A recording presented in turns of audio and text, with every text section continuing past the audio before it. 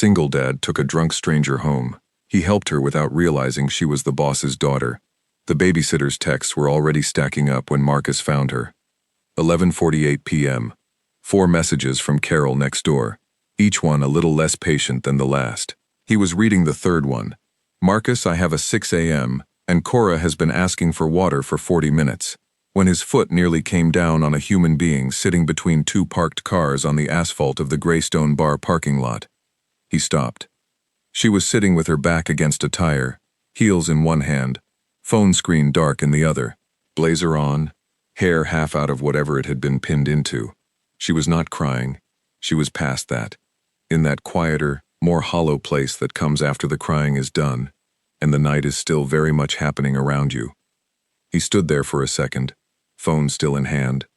Most people would have kept walking. It was almost midnight. He had a 6-year-old at home and a neighbor who had a 6 a.m. He had every reason to step around her and get to his car, which was 11 spaces down and slightly to the left. He crouched down instead. "Hey," he said. She looked up. Her eyes were sharp, actually, sharper than he expected. Whatever state she was in, her brain was still running. "I'm fine," she said. "I've already done the risk assessment. I'm staying here until my ride gets here." "When does your ride get here?" She looked at her phone. The screen stayed dark when she pressed the button. Dead. She looked back at him. She did not say anything. "Okay," Marcus said. "Do you want coffee?" She stared at him. "Not from here," he said. "I mean, I'll drive you somewhere. Or home. Or to a coffee shop that's still open. There's a 24-hour diner on Clement that's not bad." She studied his face the way people do when they're trying to make a decision they know they'll have to live with. He let her look. He didn't fill the silence with reassurances. He didn't tell her she could trust him. He just waited, car keys in hand, like a man who had a 6-year-old at home and a neighbor waiting on him, and nowhere particular to be except useful. "You don't look like you're trying anything," she said finally. "I've got a 6-year-old at home," he said. "I'm too tired to try anything." She got up. One smooth motion, heels still in her hand. She was steadier on her feet than he expected. She walked with him to his car, without holding on to anything. He opened the passenger door. Not performatively, just because it was the polite thing to do. She got in. He texted Carol from outside the car. "On my way. Bringing someone. Long story, sorry." Then he got in and pulled out of the lot, and didn't ask her name for the first 4 minutes of driving. When he did ask, she said, "Viv." He said, "Marcus." She said, "I know I look like a mess." He said, "You look like someone who had a hard Friday." She turned her face toward the window. He couldn't see her expression. He didn't try to. The 24-hour diner on Clement was called Patty's, and it had been there since before Marcus was born, and the coffee was not good by any objective measure, but it was hot, and it came fast, and the booths had those high plastic backs that made you feel like you were in your own small room. He ordered 2 cups and a plate of toast without asking her, because the situation called for toast and coffee and not a menu discussion. She took the mug with both hands and wrapped her fingers around it. He looked at her properly for the first time under actual lighting. She had the kind of face that made you want to pay attention, not in a flashy way, in a precise way, good bone structure, a mouth that looked like it was usually in control of whatever it was saying, dark circles that were either old or tonight's. He couldn't tell. The blazer had a small logo on the inside lapel, the kind of logo that meant the blazer cost more than his car payment. She did not look like a woman who ended up sitting between parked cars at midnight. He thought about not saying that, and then said it anyway. "You don't seem like someone who usually ends up in parking lots." "I'm not," she said. She took a sip of coffee, made a face. "This coffee is terrible." "I know. Then why did you bring me here?" "Because bad coffee at midnight is better than good coffee you have to wait for." She almost smiled. Not quite, but almost. They sat in the diner for 20 minutes. He drank his coffee, she drank hers, grimacing after each sip, which he found unreasonably entertaining. She ate 2 pieces of toast, and said nothing about why she had been in that parking lot, and he did not ask. He talked instead. Small things. Cora's current obsession with horses. The fact that his neighbor Carol was one of the best human beings alive and he owed her a fruit basket at minimum. The way the diner's pie case had the same 4 pies in it every single time he had ever come in, and he had never once seen anyone order them, and he had begun to wonder if the pies were simply decorative. She listened, really listened, not the polite, half-present listening people do when they're waiting for their turn to talk. She was actually there. "How old is your daughter?" she asked. "6, going on 42. What's her name?" "Cora." She said the name quietly, like she was trying it out. "That's a good name." She picked it herself. Viv looked at him. 6-year-olds don't pick their own names. This one told me at age 4 that she wanted to be called Cora, and that was that. Her birth name is Emma. She has not answered to Emma since 2021. Viv did smile then. A real one. It changed her whole face, took something guarded out of it and put something warmer in. The coffee was terrible and the pie was likely decorative, and Marcus had a neighbor waiting on him and a daughter who had probably kicked her covers off twice already and would be asking for water again before sunrise. None of that felt particularly urgent right now. At 12:30 he said, "I should get back." She nodded. No argument, no attempt to extend it. She picked up the bill before he could. He let her pay. It seemed important to let her have that. Outside, the street was quiet. That specific late-night quiet that only exists in residential neighborhoods after midnight, when the cars are parked and the lights are off and the whole city seems to exhale. "I can call you a car," he said. "My phone is dead. You can use mine." She held it for a moment. Then she looked up at him.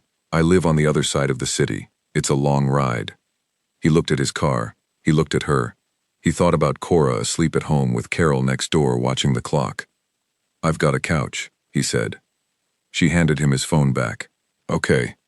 He had not said that, expecting her to say okay. He'd said it because it was the logical offer to make. Now that she'd said okay, he ran a quick internal check. Guest linens, clean bathroom, whether there was anything embarrassing on the kitchen counter, and came up with, probably fine. They drove to his apartment in the kind of comfortable quiet that usually only exists between people who have known each other much longer than 45 minutes. He lived on the 3rd floor of a building that had a slow elevator and a lobby that smelled faintly of carpet cleaner. She walked in without comment. He unlocked his door and pushed it open and found Carol sitting on his couch in her bathrobe, arms crossed, with the specific expression of a woman who was 3 hours past her bedtime on a work night. Carol looked at Marcus, then at Viv, then back at Marcus. "There's toast in the kitchen," Carol said, to neither of them in particular. Then she picked up her keys and went home. Marcus turned to Viv. "Her approval rating is very high," he said. "If Carol didn't trust you, she would have said something." Viv looked at the door Carol had just walked through. She said, "There's toast." "That's approval?" From Carol, that's a standing ovation. He set up the couch with a blanket and a pillow. She stood in the middle of his living room and looked at the crayon drawings taped to the refrigerator, which were visible through the open kitchen doorway. There were 14 of them. Every single one was a horse. None of them had the correct number of legs. "Cora?" she asked. "Everyone," he said. "They're horses?" "Allegedly." She looked at them a moment longer. Something in her expression shifted, softened around the edges. Then she turned and sat on the couch and said, "Thank you, Marcus." "Don't mention it," he said. He meant it literally. He wasn't doing it for a thank you. He went to bed. Through his bedroom wall he could hear Cora breathing in the next room, that deep, total, unconscious breathing of a child who had no idea the world was complicated. He lay in the dark for a while. He thought about the parking lot, about the way Viv had sat between those 2 cars, not calling for help, not crying, just waiting for the night to be over. He knew that feeling. He knew it in a specific, detailed way he didn't talk about. It had lived in him for a long time after Leah died. That specific exhaustion of a person who is done performing fine for the evening. He had not said any of that to her. He hadn't needed to. He closed his eyes. Down the hall, Cora murmured something in her sleep about a horse named Peaches. He was asleep in 4 minutes. When Marcus woke up at 6:15, the couch was empty. The blanket was folded, neatly, the kind of neat that suggested it had taken a deliberate effort, corners aligned, edges tucked. like she had needed to leave something in order before she left. On the kitchen table, there was a note written on the back of a grocery receipt from his counter. The handwriting was precise, the kind of handwriting that came from someone who had been told at some point in their life that handwriting mattered. It said, "Thank you. I left something for the coffee. Viv." He looked on the table. There was $40. He stood there in his kitchen in yesterday's socks and stared at the $40 for a long moment. $40. For gas station coffee made in his own kitchen. For a diner booth and bad coffee and decorative pie. For a couch in a third-floor apartment with a slow elevator. He picked up the $40, put it back down, picked it up again. Cora appeared in the kitchen doorway in her pajamas, which had horses on them, because of course they did. "Did you have a sleepover?" she asked. "No," he said. "The couch blanket smells like fancy perfume. Go eat your cereal, Cora." She climbed into her chair and reached for the cereal box with the seriousness of a person who had important business to attend to. "Is the fancy perfume lady coming back?" "I don't know who she is," Marcus said, which was true. "You should find out," Cora said, with the authority of a 6-year-old who had decided this was settled. She poured cereal into her bowl. 3 pieces fell on the table. She ate them off the table without comment. He put the $40 in the junk drawer. He did not know what else to do with it. The week moved the way weeks do, when you are a single father with a full-time job and a daughter going through a horse phase. Monday through Friday in the logistics department of Caro Freight Solutions, a mid-sized shipping company that moved containers between ports and distribution centers, and kept the kind of records that required someone like Marcus to spend a significant portion of his life in spreadsheets. He was good at it. He was not passionate about it. He was good at it, and it paid well enough. And it let him be home by 6, and that was the arrangement he had made with his life, and he was at peace with it. His co-worker Dom Fletcher sat across from him in the open office they shared with 4 other logistics coordinators. Dom was 31, originally from Atlanta, and had 2 modes, extremely online and extremely invested in other people's personal lives. He was Marcus's closest friend at the company, mostly because Dom had simply decided this on Marcus's first week, and had not given Marcus any say in the matter. On Wednesday at lunch, Marcus told him about Friday night. Not all of it. Just the version that made a decent story. A woman in a parking lot, bad coffee, $40 on a kitchen table. Dom listened with the focused attention of a man who was already composing his response before Marcus finished talking. "She left $40, Dom repeated. "On the table. For coffee. For coffee that you made. In your house." "Yes." Dom picked up his fork. "Put it down. And you don't know who she is." "Her name is Viv. That's all I've got." Dom was quiet for a moment. He had his phone in his hand. He was doing something on it. Marcus watched him with mild suspicion. "What does she look like?" Dom asked.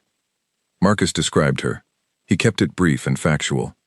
The blazer with the logo, the precise handwriting, the way she had wrapped both hands around the coffee mug, the fact that she had looked at Cora's horse drawings for longer than was strictly necessary. Dom slid his phone across the table. It was the company directory, Caro Freight Solutions internal staff page. The photo was small and professional. She looked different than she had at midnight in a diner booth. She looked like someone who made decisions that other people had to live with. But the bone structure was the same. The mouth was the same. The name underneath the photo said, Vivienne Caro, Director of Operations, Designate. And below that, in smaller text, daughter of Richard Caro, Chief Executive Officer. Marcus looked at the photo for a long time.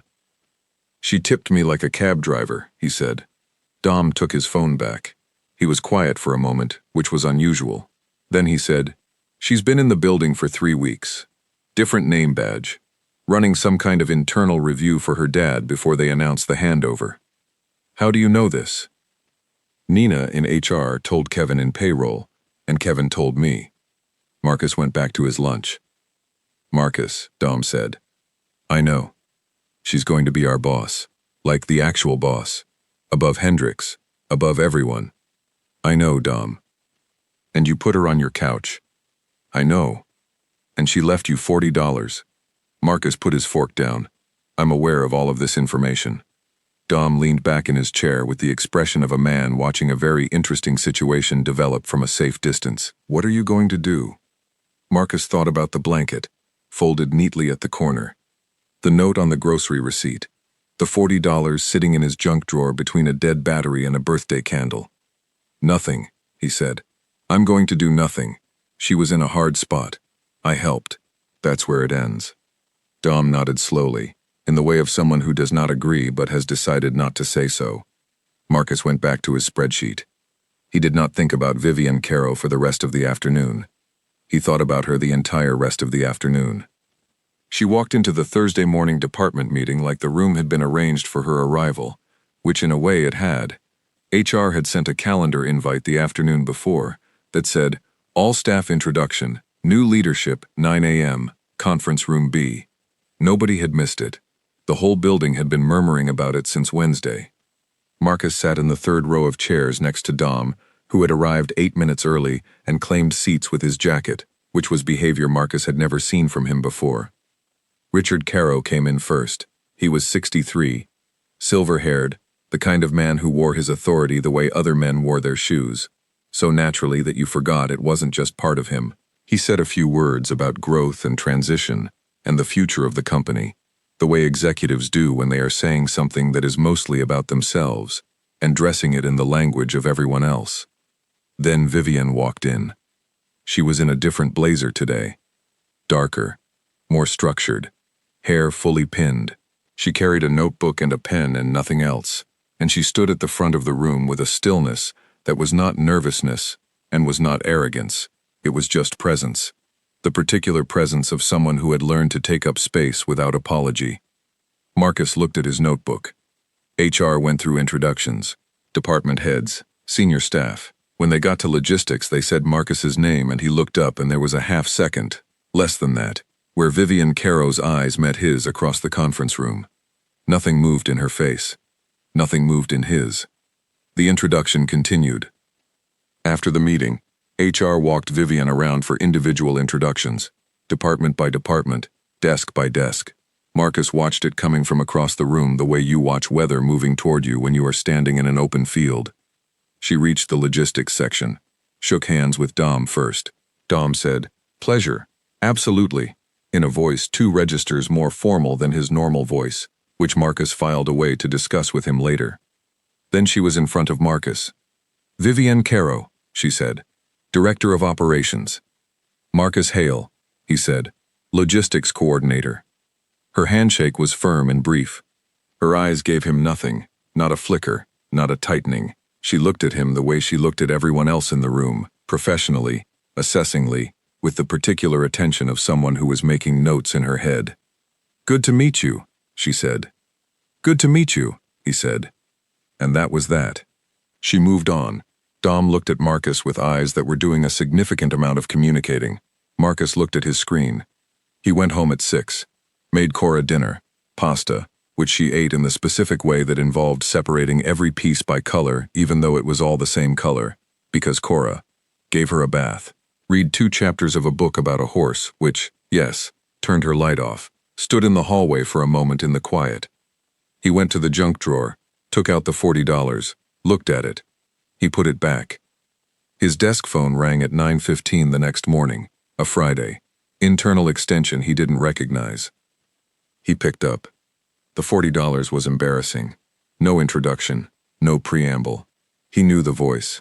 "I want to buy you coffee. A real one. Off the clock." He did not say anything for a moment. "Cora can come," she added, "if that makes it easier." He looked at his screen. He looked at Dom, who was 3 feet away, and appeared to be reading something very intently, while also not moving at all. "Saturday morning," Marcus said. "There's a diner on Clement." A pause. "I know the one." "The coffee is terrible," he said. "I know," she said, and he could hear, just barely, the edge of something that might have been a smile. "I've been there before." Marcus arrived at Patty's Diner at 9 on the dot, with Cora's hand in his, and a folded stack of horse drawings in his jacket pocket, because Cora had insisted on bringing the good ones, and had curated a selection of 7 with the gravity of an artist preparing for a gallery opening. She was wearing rain boots, both of them this time, matching, which was an improvement over the week prior when she had worn one rain boot and one sneaker to the grocery store and had not understood why this was considered unusual. He got there first. He always got there first. It was something Leah used to say about him. Marcus would be early to his own funeral, and she had not meant it as a criticism exactly, but it was the kind of observation that sticks. He thought about that sometimes, not with the sharp edge it used to have, with something gentler now, something that had softened without disappearing. He picked a booth near the window, away from the pie case. The pies were still there, the same four. He had never once seen anyone order them. Cora climbed into her side of the booth and immediately pressed her face against the window to watch the street. "She's not here yet," Marcus said. "I'm watching," Cora said, as though this explained everything. Vivian arrived at 9:08. She was in a lighter coat today, her hair down, actually down, falling to her shoulders, no pins. She looked different out of the office context, less like a designation, more like a person. She spotted them through the window, and he saw her register Cora before she registered him. Her expression did something small and quick that he filed away without examining. She came in, sat across from both of them. A waitress appeared and she ordered coffee without looking at the menu, which meant she had been here before and already knew the coffee was terrible and was ordering it anyway. He appreciated that. "Hi," Cora said immediately, with the complete absence of self-consciousness that belonged only to very small children and very confident adults. "Hi," Vivian said, serious, matching Cora's energy exactly. "I brought drawings," Cora said. "I heard." Cora looked at her father. "You told her about my drawings?" "I mentioned the horses," Marcus said. Cora pulled out her curated selection and spread them across the table with the care of a museum curator. Vivian leaned forward and studied each one. She did not hurry through them. She did not make the generic complimenting noises that adults usually made at children's drawings. She looked at each one the way you look at something you're actually trying to understand. "Which one is fastest?" she asked. Cora pointed to a drawing in the center. It was a brown oval with 4 lines underneath it, and 2 circles that may have been eyes or may have been decorative. "Peaches," Cora said, obviously. "Obviously," Vivian said. Marcus's chest did the thing. He picked up his coffee and drank it, and did not look at either of them for a moment. The diner filled up around them the way diners do on Saturday mornings. Families, couples, a man in the corner reading a newspaper the way people used to read newspapers, with actual focus. The windows fogged slightly at the edges from the warmth inside versus the cool outside. Someone's order arrived at the next table and smelled extremely good, and Cora looked over at it with naked interest. Marcus asked for toast. Vivian did not explain Friday night right away. They talked first, easy, unhurried. She asked Cora about school, and Cora told her about her teacher, Mrs. Brighton, who had a loud laugh and a soft voice, which Cora considered the ideal combination. She asked about Peaches specifically.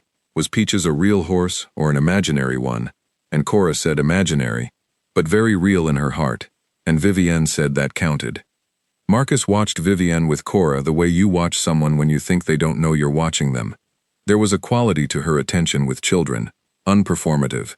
She wasn't being charming, she was just being present, which is actually much harder and much rarer.